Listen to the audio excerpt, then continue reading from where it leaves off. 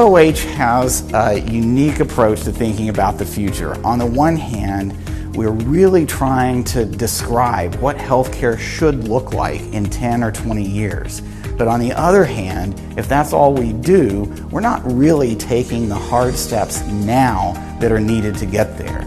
So what we're trying to put together is that 10 or 20-year vision for transformation, but also the 1 year, 6 month, or right now, practical steps that we can take that will make meaningful progress in getting there. That's the way to get to a brighter future of health. Even if we are different countries, different health systems, different problems, there are generic problems that are the same all over. And I very much saw the discussion as relevant to the problems that we see in Denmark and in the Northern Europe.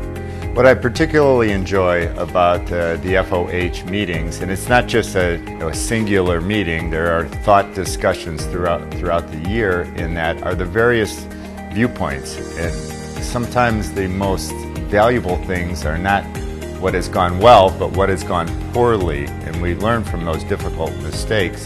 There are no other organizations like this, though, who really bring together leaders from all over the world. And we really truly talk about how do we deliver care in a new way so that we can provide the best care for everyone. And it's really how do we bring innovation into our world in a way that we haven't seen or done before.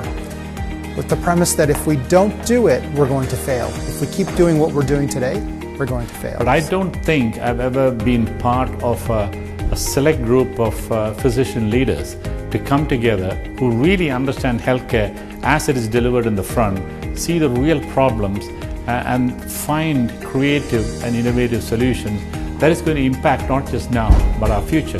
The people here have real life experience of running very large healthcare organizations and many years of doing that. So there's a real world experience, which is really important. Also, we all have influence and we are all able to make decisions when we go back to our countries. So I think there's something exciting about having the discussion at that level, but also being able to influence and impact change. That's really important. And every time I come to FOH, I learn something. And I think the networking is real. What's so great now that we can actually get together in person, the networking is unbelievable. When I looked at the individuals that participate, I felt that it was a great learning opportunity for me inside a network of very capable healthcare leaders from multiple geographies. And so I was a little bit selfish and decided to come and learn. And it's been enlightening in that I've been able to be exposed to different thinking, different ideas and philosophies from all over the healthcare world. It's very rare to get leaders from all over the world in a relatively small room talking about things openly, especially with partners in the room as well that are able to listen. So I think protecting that resource is vital. You've got to be able to have robust, honest conversations where you can share what went right as well as you can share what went wrong to be able to understand what we need to start building for the future. There are lots of meetings for CEOs.